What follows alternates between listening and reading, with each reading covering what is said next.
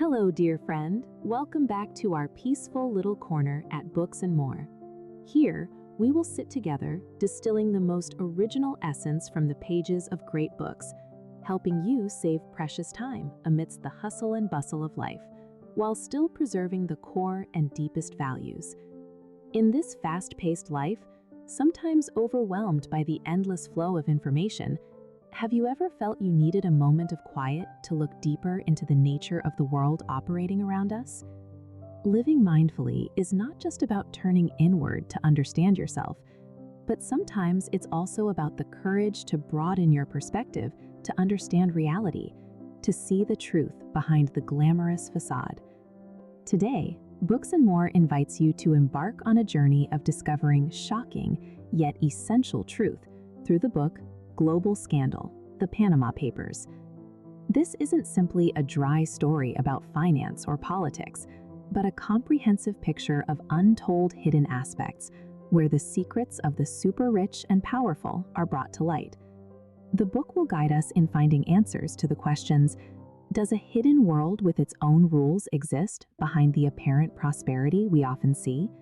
And when our faith is challenged by these harsh realities, what can we learn about transparency and accountability in modern society? We believe that no matter how harsh reality may be, understanding and the light of truth always bring healing power. It helps us view life more impartially, appreciate genuine values, and live more steadfastly each day. Now, relax your shoulders, take a deep breath, and open your mind. Join Books and More as we begin to uncover these extraordinary pages. Global Scandal: The Panama Papers Overview. The Panama Papers represents one of the most significant leaks in history, comprised of 11.5 million secret documents originating from a single provider, the Panamanian law firm Mossack Fonseca. This massive cache of data, totaling 2.6 terabytes, exposes the internal operations of the offshore financial world dating back to the 1970s. The leak was originally provided to the German newspaper Süddeutsche Zeitung by an anonymous whistleblower, known only as John Doe. In a manifesto, this source cited income inequality and corruption as the primary motivations for sharing the data, explicitly stating they had never worked for any government intelligence agency. Mossack Fonseca, founded in 1977, was a giant in the industry of secrecy. The firm specialized in incorporating companies in offshore jurisdictions, managing shell corporations, and providing wealth management services. With over 500 employees operating in 40 offices worldwide, they represented more than 300,000 companies. They worked closely with the world's largest financial institutions, including major banks like Deutsche Bank and HSBC, to create complex structures that allowed clients to hide their assets. Before this exposure, they were a quiet leader in the industry of tax evasion and financial opacity. The sheer volume of the data required a revolutionary approach to journalism. A single newspaper could not handle this alone. The International Consortium of Investigative Journalists, or ICIJ, took the helm. Based in Washington, D.C., the ICIJ is a nonprofit organization that coordinated a global investigation. Approximately 400 journalists from over 100 media organizations in 80 countries collaborated on this project. We created a virtual newsroom and utilized advanced data analysis to comb through emails, contracts, and scan documents. This was the globalization of journalism rising to meet the globalization of crime. Our investigation revealed a startling web of power and money. The documents identified politicians, their families, and close associates from nations across the globe, including heads of state from Argentina, Ukraine, and the United Arab Emirates. The leak exposed the hidden financial dealings of world leaders, celebrities like Lionel Messi and Jackie Chan, and officials within FIFA. We discovered that these offshore entities were not just for tax efficiency, but were often used for money laundering, arms dealing, and hiding the proceeds of corruption. This project was funded entirely by donations to ensure our independence from political or corporate interference. We accepted no government funds, relying instead on support from philanthropic foundations. After a year of secret analysis, the first reports were published on April 3, 2016. This book details the journey of this investigation, the mechanisms of the offshore world, and the global shockwaves that followed the release of the Panama Papers. It is a testament to the power of collaborative truth-telling in an era of secrecy. Decoding, the global investigation and the art of tax evasion. It began with a simple, anonymous message sent to the German newspaper Süddeutsche Zeitung in late 2014. The sender, calling themselves John Doe, asked a single question: interested in data? That inquiry sparked a digital earthquake that would eventually shake the foundations of global finance. The source had no demand for money, only a desire to expose the crimes inherent in income inequality. What followed was a transmission of data on a scale we had never seen before. It was a deluge of 2.6 terabytes, comprising 11.5 million documents from Mossack Fonseca, a secretive law firm based in Panama. This cache was significantly larger than the WikiLeaks release and spanned nearly 40 years of operations. We quickly realized that a single newspaper could not handle this avalanche of information alone. The data was a chaotic mix of emails, PDF files, images, and contracts. To decipher it, we turned to the International Consortium of Investigative Journalists in Washington. This decision launched an unprecedented global collaboration. We built a virtual newsroom, uniting nearly 400 journalists from over 100 media organizations across 80 countries. We had to work in absolute secrecy, creating a secure, encrypted network where we could share findings without alerting the subjects of our investigation. For over a year, reporters from Le Monde, the BBC, The Guardian, and countless others worked in silence, analyzing the flow of dirty money through the veins of the global financial system. The investigation revealed a sophisticated industrial machine designed to hide wealth. Mossack Fonseca operated like a factory for anonymous shell companies. For a fee, they provided wealthy clients with offshore entities in tax havens and the British Virgin Islands, the Seychelles, and Panama itself. These companies were often hollow shells, existing only on paper, yet they owned mansions, yachts, and art, and moved billions of dollars across borders. We found that the firm used a technique resembling Russian matryoshka dolls, where one company would be owned by another, and that one by yet another, creating layers of fog so dense that tax authorities and police could rarely find the true owner. They employed nominee directors, people with no real power who rented out their signatures, to further obscure the trail. What shocked us was the complicity of the world's biggest banks. We discovered that major financial institutions, including Deutsche Bank, HSBC, and UBS, were not merely bystanders, but active participants. They had requested the creation of over 15,000 of these shell companies for their clients, effectively helping them bypass the very financial regulations the banks were supposed to uphold. While owning an offshore company is not strictly illegal, our investigation showed that the system was rife with abuse. Clean money from legitimate businesses was hopelessly mixed with dirty money from drug cartels, arms dealers, and corrupt officials. The names buried in the files were staggering. We found connections to heads of state, politicians, and celebrities. In Iceland, we uncovered that Prime Minister Sigmundur David Gunnlaugsson and his wife owned a secret offshore company holding millions in bonds from failed Icelandic banks, a revelation that would eventually force his resignation. We traced a network of deals leading to the inner circle of Russian President Vladimir Putin, involving his close friend, the cellist Sergei Roldugin. Roldugin, a musician who claimed not to be a businessman, was essentially the guardian of hundreds of millions of dollars, money that likely belonged to the Russian elite. We also looked closely at why so few Americans appeared in the documents. The answer was not that Americans do not evade taxes, but that they often do not need to go to Panama to do it. States like Nevada, Wyoming, and Delaware offer secrecy protections that rival many offshore jurisdictions, allowing the United States to function as its own tax haven. Meanwhile, in China, we found offshore companies linked to the families of top Communist Party leaders, including the brother-in-law of President Xi Jinping, exposing the hypocrisy of the country's anti-corruption drive. The work was grueling and technically demanding. We had to use optical character recognition to turn millions of scanned images into searchable text. We faced the challenge of translating documents from dozens of languages and verifying complex financial trails. To protect the project, many of us worked in windowless rooms on computers that were never connected to the internet, using code names and encrypted chats. We knew that publishing these secrets would invite legal threats and denial.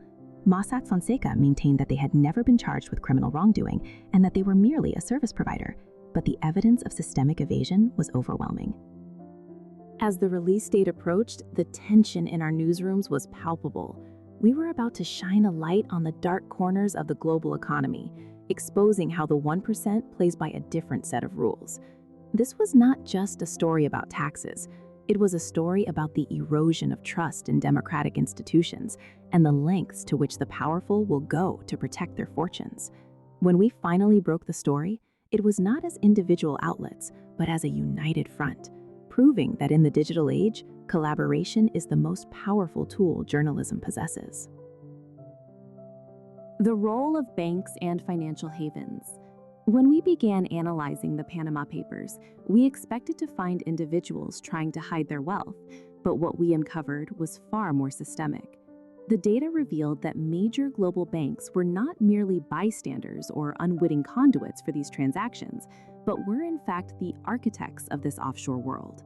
We discovered that huge financial institutions like HSBC, UBS, Credit Suisse, Deutsche Bank, and Société Générale were heavily involved in establishing shell companies for their wealthy clients.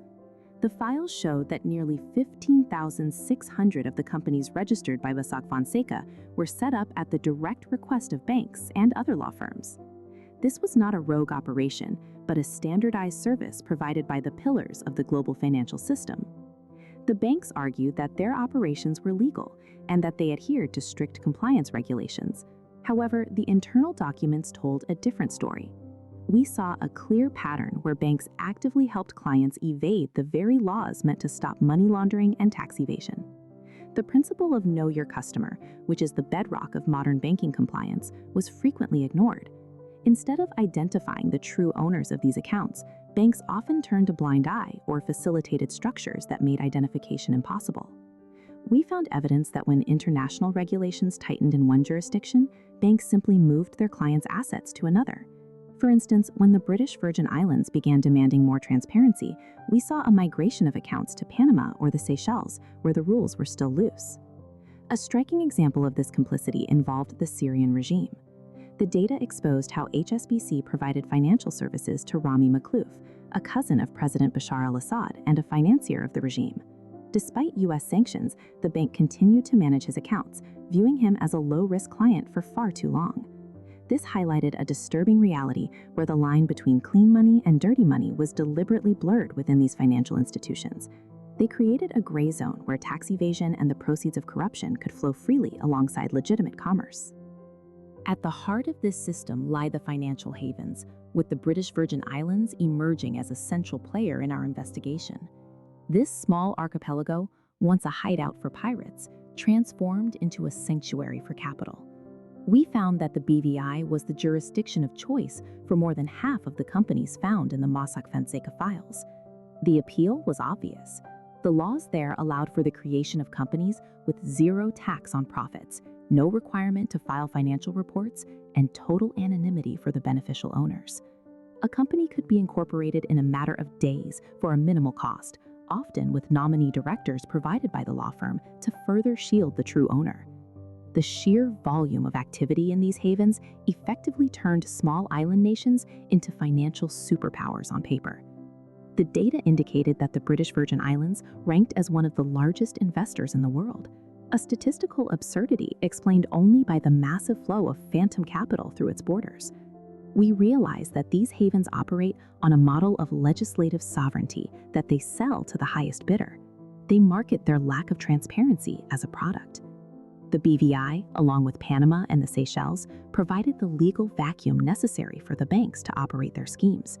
It became clear to us that this was a symbiotic relationship. The banks needed the secrecy that the havens provided, and the havens relied on the banks to bring in the clientele. Together, they built a fortress of secrecy that we were only just beginning to dismantle. Political earthquakes and the web of conspiracy.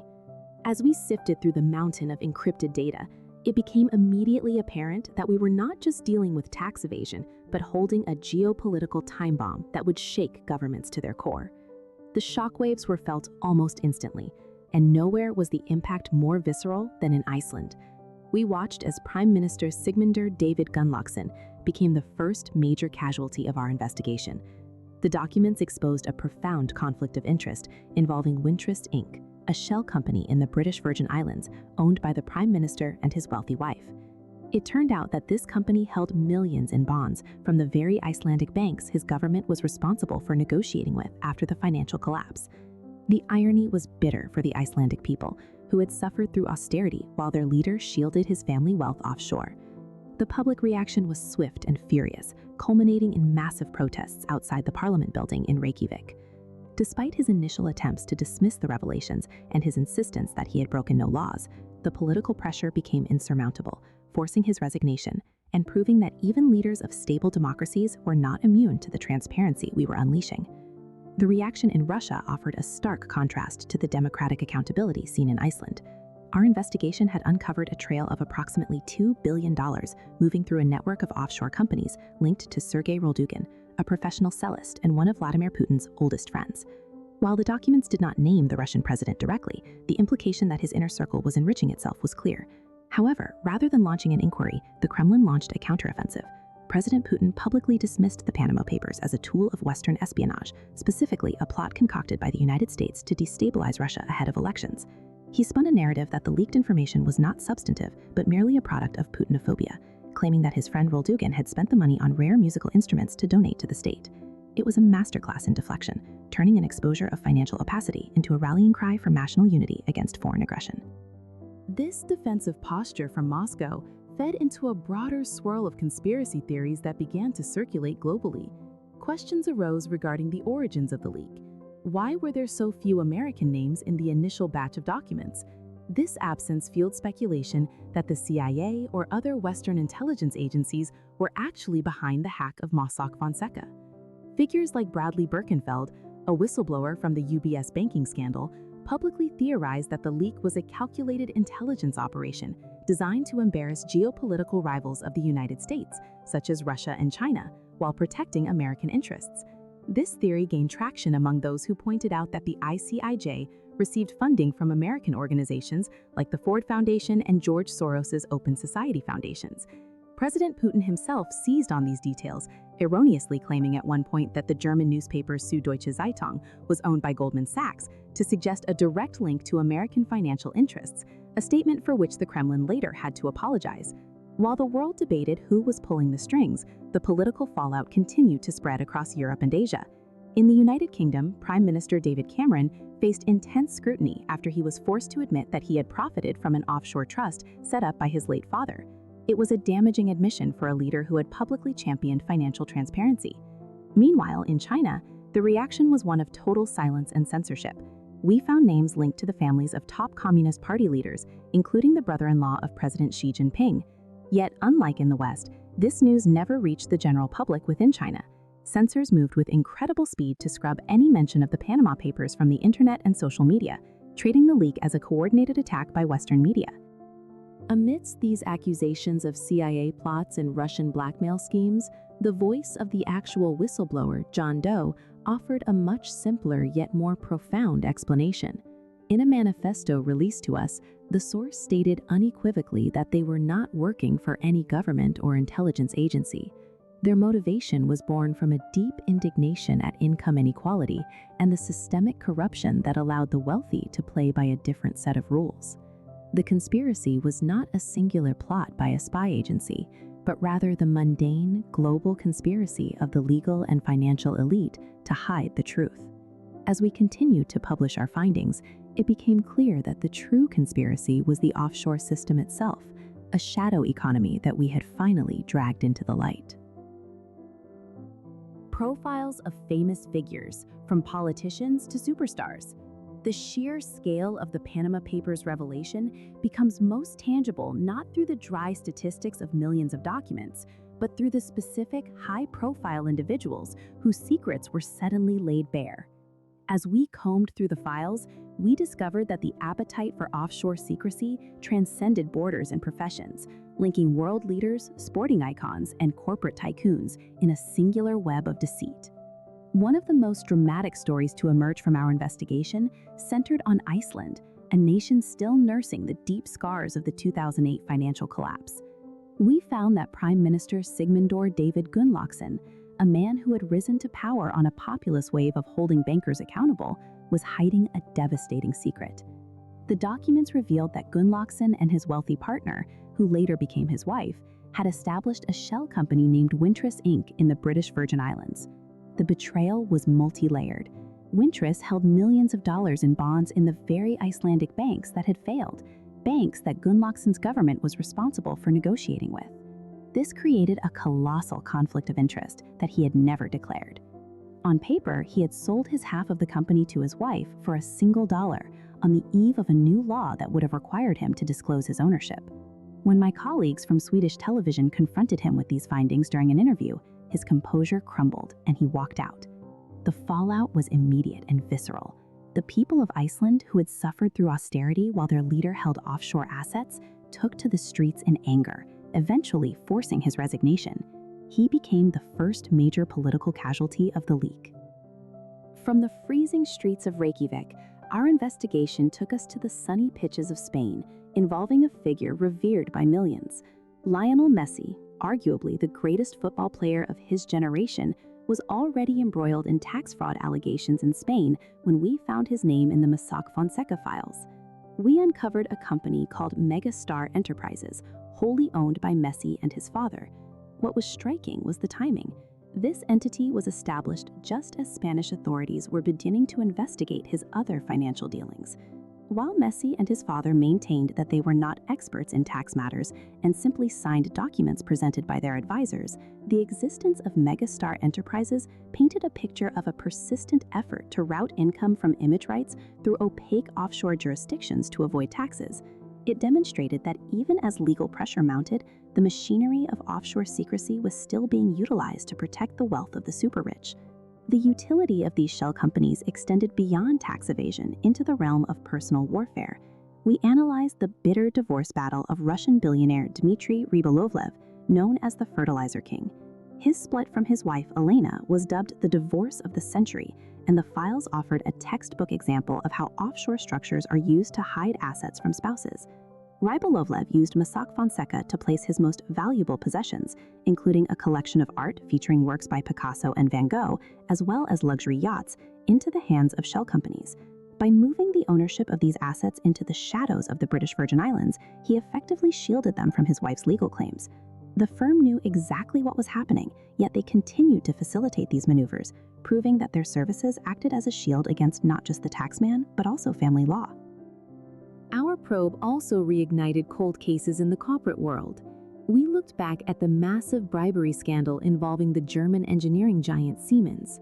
Years prior, Hans-Joachim Kohlsdorf, a senior executive for Siemens in Latin America, had cooperated with German prosecutors regarding slush funds used to bribe government officials. He had supposedly come clean. However, the Panama Papers suggested otherwise. We found traces of a mysterious account linked to Kohlsdorf, containing hundreds of millions of dollars in gold and cash that appear to have been moved right under the noses of investigators. It raised the unsettling question of whether he had truly returned all the illicit funds, or if the offshore system had allowed him to keep a fortune hidden away as a personal nest egg. These profiles represent just a fraction of the names we uncovered, but they share a common thread. Whether it was a prime minister publicly fighting creditors while privately being one, a beloved athlete signing documents to hide his income, a tycoon hiding masterpieces from his wife, or an executive potentially concealing the remnants of a slush fund, they all relied on the same mechanism. They used the anonymity provided by Mossack Fonseca to separate their public personas from their private assets. The files stripped away that anonymity, showing the world that for the global elite, there is often one set of rules for the public and a very different, secret reality operating in the dark. Dirty Money Secrets, Mossack Fonseca, CIA, and the Underworld. From the air, Panama City presents an impressive facade of gleaming skyscrapers lining the Pacific coast, standing like sentinels guarding the canal. Yet nestled within this concrete jungle lies the epicenter of a global earthquake, the headquarters of Mossack Fonseca. This law firm did not merely assist prime ministers and kings in concealing their wealth. It provided a cloak of invisibility for dictators, drug cartels, mafia syndicates, fraudsters, and arms dealers. At the helm stood Jürgen Mossack, known locally as the German, and Ramon Fonseca, a novelist and politician. Together, they spent nearly 40 years selling anonymous shell companies, creating a vast empire of secrecy that allowed the true owners of illicit funds to remain hidden behind walls of paper and legal loopholes. Their business model was simple yet effective. For $1,000, a client could buy a company with a clean slate, complete with dummy directors to sign the paperwork, ensuring the real beneficiary remained a ghost. The journey to expose this dark world began with a cryptic message sent to the German newspaper Süddeutsche Zeitung. A source calling himself John Doe offered data, not for money, but to expose the inequality and criminality inherent in the system. The scale of the leak was unprecedented, comprising over 11 million documents and reaching back to the 1970s. It was immediately clear that this was too vast for any single organization to handle. We realized that to decode this world of shadows, we needed a global coalition. The International Consortium of Investigative Journalists coordinated hundreds of reporters who worked in secret, sifting through terabytes of emails, contracts, and images to map the flow of dirty money. As we dug deeper, we uncovered the mechanisms that kept this underworld turning. One of the most striking revelations was the use of dummy directors. We found names like Leticia Montoya, a woman living in a modest neighborhood in Panama City, whose signature appeared on documents for thousands of different companies. These individuals, often from lower income backgrounds, were the face of corporate entities moving millions of dollars. They signed whatever was put in front of them, providing a layer of legal insulation for the true masters of these fortunes. It was a factory of deception, churning out paperwork that allowed the wealthy to divorce their names from their assets, whether to evade taxes or to hide from spouses during bitter legal battles. The files revealed that it was not just criminals and politicians who utilized these services. The world of intelligence and espionage was deeply entrenched in the offshore system. We found links to the CIA and the Iran-Contra affair, a scandal that had supposedly been buried decades ago.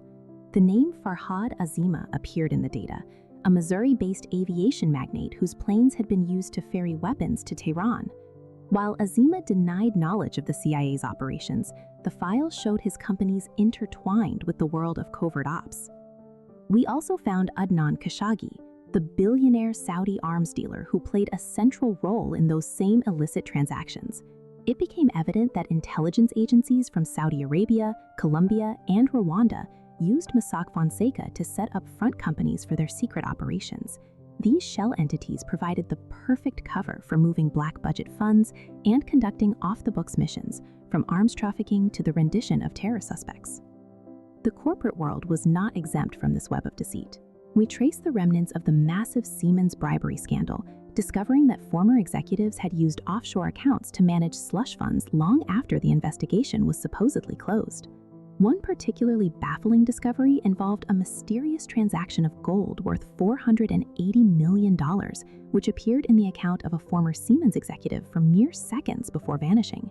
It was a glimpse into high-frequency financial manipulation, a ghost transaction that left no trace in the physical world, but raised endless questions about the complicity of major global banks in facilitating these schemes. As the revelations poured out, shaking governments from Iceland to Pakistan, the question of who was behind the leak became a subject of intense speculation. Theories abounded. Some, like the whistleblower Bradley Birkenfeld, were convinced that the CIA itself had orchestrated the leak to destabilize its enemies, pointing to the absence of prominent American names in the initial reports. Others, including economic experts on Russia, argued the opposite, suggesting that the leak might be a Russian operation designed to blackmail Western elites by holding back the most damaging information while releasing files that cause chaos for their rivals. We saw a world where information was weaponized, where the exposure of truth was viewed through the lens of geopolitical strategy.